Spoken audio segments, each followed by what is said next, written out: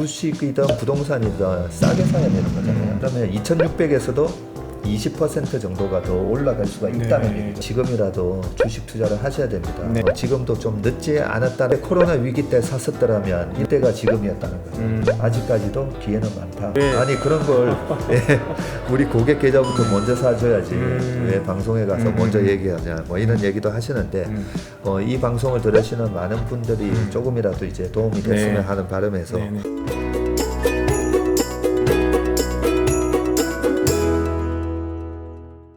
매부리TV 시청자 여러분 안녕하십니까. 오늘은 지금 유튜브계에서 주식을 망라한 종합 재테크 분야 최고의 인기를 구가하고 계신 분입니다. 너무 유명하신 박세익 인피니티 투자자문 전문의 모셨습니다. 안녕하세요.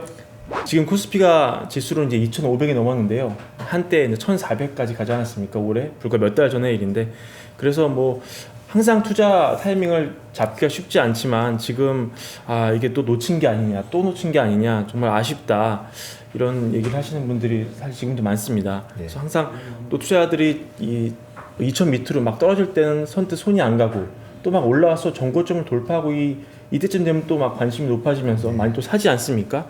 그래서 지금 시장 관심이 굉장히 뜨거운데 앞으로 뭐 전망 좀 어떻게 보시는지 듣고 싶습니다. 네. 제가 뭐 PBR을 얘기를 많이 말씀드리거든요. 순자산 대비 이제 주가 비율이라고 하지 않습니까? 그래서 우리나라 순자산이 소위 말하는 이제 청산 가치가 2,600이라고 보시면 됩니다. 2,600인데 순자산 가치보다도 훨씬 디스카운트된 가격, 뭐 얼마 전에 1,430까지 갔었거든요. 1,800에서 다시 뭐 더블 딥이 온다라는 얘기가 많았었지만 이미 그런 위기에 대한 두려움 때문에 주식시장은 굉장히 디스카운트돼서 거래됐던 거거든요. 그래서 제가 2,300 밑에서는 좀 공격적으로 지금이라도 주식 투자를 하셔야 됩니다. 왜냐하면 주식을 뭐 마켓 타이밍을 뭐 잡는 게 아니라는 말씀도 하긴 하지만 주식이든 부동산이든 싸게 사야 되는 거잖아요. 그렇죠. 그래서 주가든 부동산이든 쌀 때 공격적으로 해야 되는 거고요. 비쌀 때 보수적으로 해야 된다라고 생각을 하고 있습니다. 그 원칙이 제일 중요한 원칙인데 이때까지 2,300 밑에서면 우리나라 그 종합주가지수에 아까 말씀드린 거 PBR 기준으로는 0.85배 밑이었기 때문에 계속 좀 공격적으로 투자를 해야 된다는 말씀을 드렸는데 이미 지금 2,500이 넘었잖아요. 넘었죠. 그래서 PBR 1배에 거의 건적을 했는데 과거에 이제 주식 시장이 강할 때 보면 PBR이 1.2배 정도까지는 항상 올라갑니다. 그러면 2,600에서도 20% 정도가 더 올라갈 수가 있다는 얘기죠. 그러면 2,600에서 5,200을 더해주는 거죠.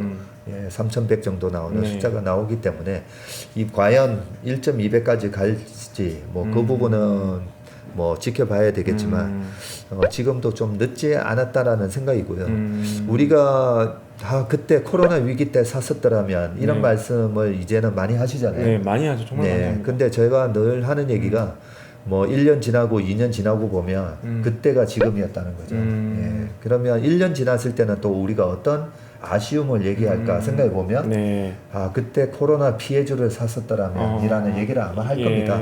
그래서 최근에 주식시장을 상승을 이끌었던 것은 코로나 때문에 오히려 수혜를 받았던 언택 주식들이 미국 시장, 국내 시장의 상승을 이끌었었잖아요.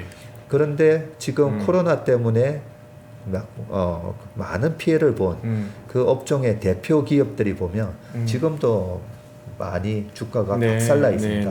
뭐 예를 들면 항공주라든지 아니면 뭐 카지노 주식이라든지 여행주 그런 기업들에 대한 생존에 대한 확인을 하시고 내가 조급하지 않고 1년에서 2년 정도만 나는 버틸 수 있다라는 그런 마음만 먹으시면 지금 사서도 최근에 올라온 주가 상승도 한 70%에서 80% 지수가 올랐는데요. 그 정도 기대 수익을 얻을 수 있는 기업들이 아직도 많습니다. 단지 코로나 때 많은 대중들의 공포감을 우리가 이겨냈어야 되듯이 그런 기업들에 대한 두려움도 우리가 이겨내면 아직까지도 기회는 많다 말씀드릴 수 있습니다. 지금 이제 코로나 피해 좀 말씀하셨는데 그거 외에 뭐 지금 어떤 뭐 경기 뭐 금리라든지 아니면 뭐 경기 어떤 회복세라든지 뭐 산업에서 사이클이라든지 이런 걸 고려했을 때 그 외에 이제 우리가 좀 더 관심을 가져야 할 업종 이런 걸 좀 박 전무님이 좁혀주실 수 있을 것 같습니다. 예. 워런 버핏은 본인이 애플 가지고 있는 거라든지 맥도날드에 대해서 굉장히 방송 나가서도 얘기를 많이 합니다. 코카콜라도 마시고요. 네, 그렇죠. 예, 그래서 근데 이제 오해 소지가 있기 때문에 저도 웬만하면 이제 종목 언급은 안 하는데 예, 언급을 할 때는 저희 회사가 안 가지고 있는 주식을 많이 언급을 좀 하는 편이고요. 그 가능하시면 언급해 주시면 그래서 좋을 것 저희 같아요. 고객들한테 좀 가끔씩 컴플레인을 받아요. 왜? 아니 그런 걸 우리 고객 계좌부터 먼저 사줘야지 왜 방송에 가서 먼저 얘기하냐 뭐 이런 얘기도 하시는데 이 방송을 들으시는 많은 분들이 조금이라도 이제 도움이 됐으면 하는 바람에서 지금 방금 질문 주신 지금도 그러면 사서 먹을 수 있는 그런 업종이라 이런 거 뭐가 있는가라고 생각해 보면요. 아까 이제 그 우리가 생각하는 대중의 공포감과 우리가 잘못 생각하고 있는 이런 부분들에 대한 이제 확인을 통해서 우리가 확률적으로 높은 배팅을 이제 해야 되는 건데요. 그동안 업종 대표주들 보면 1등 기업이 저는 미국의 이제 1등 기업들 위주로 이제 찾아보거든요. 왜냐하면 1등을 한 기업들 보면 뭐 1922년부터 설립된 회사, 뭐 어떤 마트 같은 경우 보면 1902년부터 설립됐다, 뭐 이런 걸 오늘 아침에도 봤었는데 그 사이에 1차 세계대전, 2차 세계대전, 그 다음에 오일 쇼크, 뭐 베트남 정대 다 겪으면서 살아남은 기업이잖아요. 그래서 지금 뭐 미국 기업에 대한 투자도 열풍이 많이 불어 있기 때문에 미국 기업이나 우리나라 기업 중에 일단은 1등 기업 중심으로 한번 보시면 될 것 같고요. 업종 무관하게요? 예, 업종 무관하게요. 그런데 아무래도 좀 코로나 위기 때문에 주가가 많이 빠진 기업이면 훨씬 좋을 것 같고요. 예, 그런 차원에서 이제 좀 중요한 부분이 진입 장벽이 굉장히 높아야 됩니다. 그래서 예를 들면 마스크가 굉장히 품귀 현상이었잖아요. 예. 그래서 처음에 마스크를 생산하는 기존 업체는 이번에 많은 돈을 벌었을 거고요. 후발주자로 한 2달 전부터 마스크 생산 기계를 사서 마구 이제 막 뛰어든 분들은 좀 고생을 아마 하실 거지 않습니까? 그죠? 2015년도에는 중국의 요커들이 몰려오면서 우리나라 화장품 마스크 팩을 만드는 회사들이 굉장히 많이 생기는 바람에 지금까지도 마스크팩 회사들이 실적이 별로 안 좋습니다. 예. 그래서 여기서 이제 제가 말씀드리는 부분은 강력한 진입 장벽이 있어야 됩니다. 남들이 쉽게 따라하기 힘든 뭐가 있어야 된다 이런 얘기죠. 그래서 코로나에 대한 부분이 6개월 지나고 이제 1년이 지났을 때 지금과 같은 상황은 아닐 거잖아요. 예, 많이들 언급하시는 스페인 독감 때도 보면 1918년에서 19년 넘어갈 때 2차 팬데믹이 있었지만 3차 팬데믹에서는 1차, 2차에 비해서는 현재 이제 줄어드는 그런 모습이 1년 후에 나타나는데 이번에도 이제 코로나가 아마 내년에 그런 모습을 보이면서 이제 진정이 된다면 그때부터 소위 말하는 이제 보복 소비가 시작되고 보복 소비가 시작됐을 때 예를 들면 최근에 항공업계가 굉장히 많이 어려워졌잖아요. 네, 계속 너무 이제 급변해가지고요. 이건 좀 막 일반인 입장에서 선뜻 손이 안 갈 것 같아요. 네, 하물며 아시아나 항공이 이제는 대한항공에 넘어가게 되는 그런 상황이 되고 그 소위 말하는 LCC 업체들, 저가항공 업체들도 이번에 큰 구조조정을 지금 겪고 있습니다. 그러면 내년에 여행 수요가 회복이 됐을 때 항공 수요가 확 살아나는데 소위 말하는 공급단에 있는 이 업체들은 줄어들어 있는 상황이죠, 그죠? 네, 그런 모습을 상상을 해보면 내년에 항공 수요가 다시 회복이 되고 그랬을 때 나도 항공 회사 한번 해볼까 하고 이렇게 들어오기에는 엄청난 그 자본적 진입 장벽이 있는 거죠, 그죠? 네, 그런 식으로 좀 생각을 해보시면 좋을 것 같고 오히려 이번에 그 코로나 때문에 수혜를 받은 업체 같은 경우에는 예를 들면 뭐가 있습니까? 예를 들면 뭐 진단 키트도 있을 수가 있고요.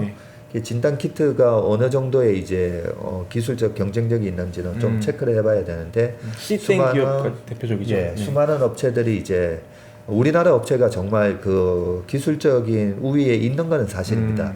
우위에 있는 거는 사실인데 내년 요맘때도 코로나에 대해서 진단을 그렇게 할까라고 생각해 보면 그런 부분은 최근에 엄청난 이제 실적을 보였지만 네. 좀 단발성일 수가 있고 네.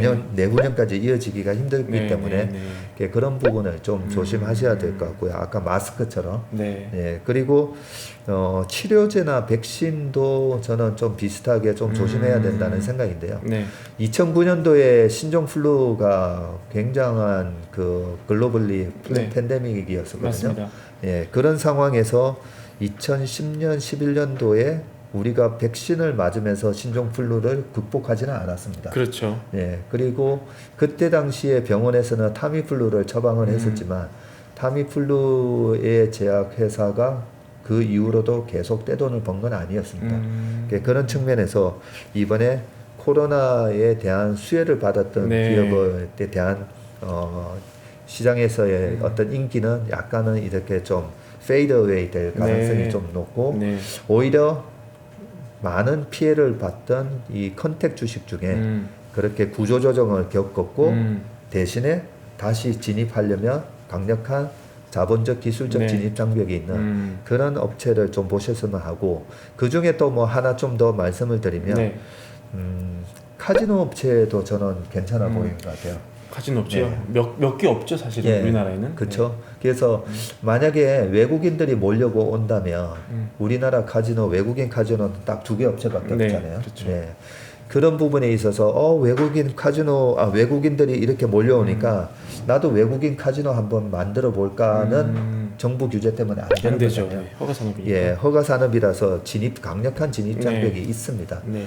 그런 거를 상상을 해보면 그러면 이제 우리가 이제 좀 성격에 따라서 긍정동자냐 비관동자냐에 따라서 내년에 그러면 관광객이 돌아오기는 해? 그런 그렇죠. 질문을 할 수가 있잖아요. 예상이 안 되니까요. 예, 그래서 우리가 좀 확률적으로 과연 제 생각대로 외국인이 많이 들어올까를 생각해 봐야 되는데 저는 이제 외국인이 돌아올 가능성이 꽤 높다라고 좀 생각을 하는데 90%로 치자면 얼마 정도로 찍으세요? 네, 제가 얼마 전에 이제 트럼프가 될 확률이 90%라고 했다가 그래요? 트럼프가 안 돼가지고요. 네. 예, 확률적인 부분은 말씀드리기가 죄송하지만 네. 예, 퍼센트로 따지면 네. 외국인이 지금 우리나라에 들어오는 관광객 수가 작년 말 하더라도 1,800만 명이 이제 넘었었는데요. 내년에는 이 숫자가 2천만 명이 넘어갈 가능성이 좀 높다고 네. 보는 게 네. 우리가 외국인 입장에서 한번 생각해 보자고요. 네. 외국인들도 최근에 뭐 대만에서도 뭐 제주도 근처까지 왔다가 다시 대만으로 돌아가는 그런 네, 네. 항공에 대한 그렇죠. 그런 패키지 상품이 예, 있었듯이 예, 예.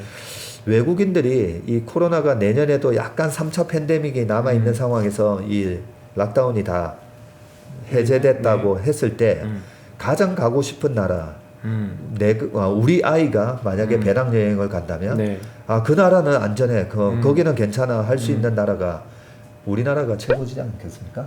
그렇습니까? 예, 왜 왜냐하면 그럴까요? 왜 그러냐면 올해 그 미국에서 방송에서 사우스 코리아라는 단어가 올해만큼 많이 얘기가 거론된 적이 그래요? 없다고 하는데요. 오. 코로나가 터지기 전에는 뭐 때문에 그랬냐면 패러사이트 예, 네. 기생충이라는 네, 영화 네, 때문에 네, 네, 네. 예, 그렇겠네요. 미국 언론에서 우리나라 사우스 코리아의 영화 패러사이트가 사과. 어쩌고 저쩌고 네, 네, 하면서 네. 아카데미 수상 뭐 네, 등등에 네. 대해서 많이 거론됐고요. 비밀적인 예, 코로나 이후에는 저는 지금도 이제 대학생 때부터 그 102.7 AFKN에 네, 네. 보면 매 정시마다 AP 뉴스가 나오거든요. 예, 그걸 이제 대학생 때부터 듣고 지금도 듣고 있습니다. 그렇습니다. 지금도 듣고 네. 있는 이유가 그 2분짜리 뉴스에서 그 한국에 거주하는 미군들이 알아야 될 네. 주요 뉴스만 네, 얘기를 네, 해주거든요. 네, 네. 그렇죠. 그 주요 뉴스를 얘기를 하는데 이 사우스 코리아의 이 코로나 19에 대한 방역에 대해서 계속 소개를 했어요. 그래요? 예, 중국 쪽 데이터는 믿을 수가 없는데 예. 한국 쪽에서 데이터를 어떻게 돌아가는지 봐야 된다고 뭐 트럼프도 언급을 어. 여러 번 했을 정도로 예.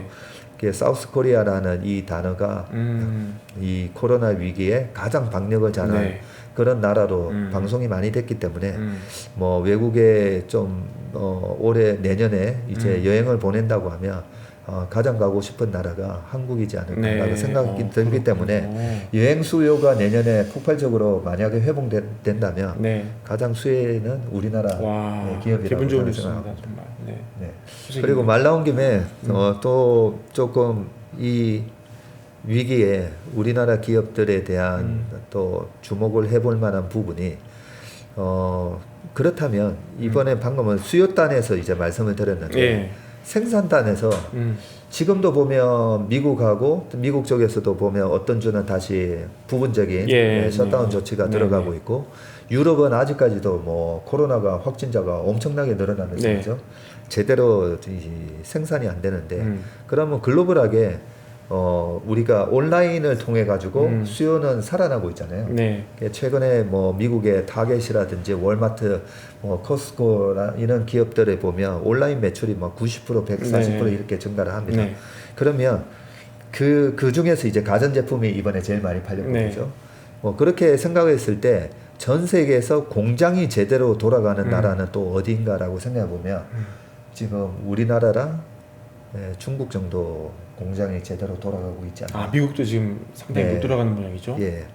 그런 측면에서 한국의 최근의 주가가 조금 과거와는 좀 다른 모습이죠. 네. 작년까지만 하더라도 미국의 주가, 미국의 그런 혁신 기업들의 주가가 강하게 올라갈 때 우리나라 기업들의 주가가 굉장히 지지부진했었는데요. 올해 조금 지금 코로나 이후에 다른 모습을 보이는 게 이런 모든 것들이 주식은 미래를 6개월에서 1년 뒤를 예측하면서 움직이다 보니까 방금 말씀드렸던 이런 수요단에서든 생산단에서든 한국이 굉장히 큰 수혜를 보고 있다고 말씀을 좀 드릴 수 있습니다. 알겠습니다. 그럼 이렇게 부모님이 전망하신 여러 가지 지표나 뭐 분위기로 봤을 때 또 우리가 선택지를 좀 좁혀야 되는 상황이 오는데요. 크게 보면 이제 해외 주식이냐 국내 주식이냐일 것 같아요. 근데 국내 주식을 투자한 많은 분들이 지수를 보니까 코스피가 10년 전에도 2000이었고 몇 년 전에도 2000이었고 그렇죠. 한 번은 3000을 넘지 못하고 계속 이런 사이클을 보이고 있는데 미국 나스닥이나 S&P를 보니 뭐 쭉 10년 뭐 20년 우상향이란 말이죠. 그렇죠. 이런 이제 변수가 하나 있고요. 그리고 또 하나 이제 뭐 해외 주식이라고 해도 이게 미국이냐 뭐 중국이냐 아니면 뭐 신흥국이냐 이걸 또 고를 수가 있을 것 같고요. 지금 또 여러 가지 변수가 있는 게 방금 말씀하신 뭐 미국 정권 교체도 있었고 일본에서도 뭐 수상 총리가 바뀌었고요.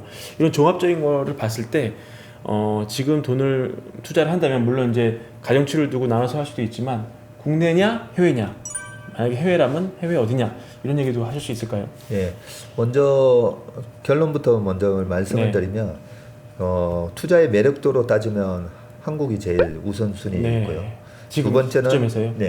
지금 시점에서 6개월에서 앞으로 1년을 봤을 때 한국 주식에 투자하는 게 기대 수익률이 제일 높습니다. 리스크도 제일 적어 보이고요. 두 번째가 이제 중국이고 세 번째가 이제 뭐 미국 주식이라고 생각을 하는데 그 이유에 대해서 말씀드리면 뭐 이번에 뭐 내년까지 시장이 좀 강하게 갈 거다라는 얘기를 하면서 방금 똑같은 질문들을 굉장히 많이 받거든요. 왜냐하면 작년까지도 뭐 올해까지도 미국 주식에 대한 많은 열풍이 있었기 때문에 그래서 미국 달러를 바꿔서 지금 미국 주식 투자하시는 분들은 미국 주식 계속 하셔도 될 것 같아요. 왜냐하면 미국 주식에서도 아까 말씀드렸던 그런 컨택 기업 중에 내년도까지 뭐 주가가 더블 날 기업들은 굉장히 많아 보입니다. 그래서 미국 주식 그대로 하시면 될 것 같은데 단지 환율에서 좀 손해를 볼 거다라는 말씀을 드리거든요. 그래서 미국 주식에서 30% 40% 수익이 나더라도 환율이 내년까지 뭐 제가 1,050원 갈 거다라는 얘기를 계속 해왔었는데 그 환율에서 좀 터지는 부분이 있기 때문에 지금은 국내 주식에서 돈을 벌고 내년도 가서 미국 주식으로 조금 비중을 확대해도 늦지 않다. 뭐 그렇게 생각하고요. 그러면 박 전무는 왜 환율이 내년에 1,050원까지 가냐고 물으실 수 있잖아요. 환율을 예측하기가 가장 쉬운 때가 언제냐면 이런 경제 위기가 발생한 직후입니다. 경제 위기가 발생한 직후에 환율이 어땠는지를 지금 잘 생각해 보시면 98년도에 우리나라 IMF 위기가 왔고 그때 환율이 1,800원에서 2,000원 갔었잖아요. 그런데 2000년, 2001년 딱 2년 만에 환율은 1,100원까지 왔습니다. 1,100원까지 왔었고 리만 브라더스가 파산을 했던 2008년 9월 달에 있었고 그때 2008년도에 엄청난 금융 위기였었죠. 그때 우리나라 환율이 거의 1,600원까지 올라가거든요. 그러고 나서 2009년, 10년대에 되면 환율이 1,100원까지 또 빠집니다. 그리고 뭐 가까운 시기에 2015년에서 16년 넘어올 때 그때 중국발 위기가 얘기가 많이 됐었고요. 홍콩의 그 지수가 14,000에서 7,000까지 빠지던 그 시기에 여러 가지 위기감에 2016년 2월달 되면 유가가 26불까지 빠지면서 엄청난 경제 위기의 얘기들이 많았었습니다. 그러고 나서 딱 2년 만에 16년에서 17년, 18년 초에 환율은 1,050원까지 빠졌었습니다. 그래서 이번에 코로나 위기가 발생을 하고 이런 위기가 발생했을 때 많은 분들이 주식 투자에 있어서도 바닥에서 주식을 팔고 현금화 시키는 그런 잘못된 투자를 많이 하시지만 달러에 대한 부분도 굉장히 잘못 많이 하고 계십니다. 이런 경제 위기가 와오고 페드가 통화 수합을 체결하면서 어떤 이제 페드가 개입을 하면서 시장을 진정시키는 그런 액션이 취해질 때는 달러를 사시는 게 아니라 달러를 팔아야 됩니다. 그런데 저희 이제 상담 오시는 분들 대부분이 보면 최근에 1,250원 전후에서 전부 다 달러를 많이 받고 있어요. 그래서 제가 1,050원 간다는 게 우선 그냥 점쟁이처럼 말씀드린 게 아니라 방금 말씀드렸던 그런 금융 위기 이후에 페드가 개입을 하고 금리를 낮추고 그리고 돈을 달러를 찍고 나면 상식적으로 생각해 보셔도 그 풀린 달러를 가지고 커머디티도 사고 최근처럼 이제 이머징 마켓에 주식도 사고 하면서 달러를 팔아서 이제 뭔가를 사잖아요. 그러면서 이제 달러 지수가 떨어지게 되고 우리나라 원달러 환율이 떨어지는 거거든요. 그래서 그런 측면으로 보면 내년까지 뭐 1,050원이 될지 1,000원이 될지 1,000원이 깨질지 그거는 잘 모르겠지만 일단 트렌드 자체가 달러 약세 분위로 가는 흐름이기 때문에 지금은 그런 환 리스크를 지고 미국 주식에 투자하는 것보다는 국내 주식에 투자하는 게 맞고 이미 달러를 바꾸어 놓으신 분들은 그냥 달러 가지고 내년도에 50% 100% 날 그런 주식을 사서 그냥 가져가시는 게 좋을 것 같습니다. 알겠습니다.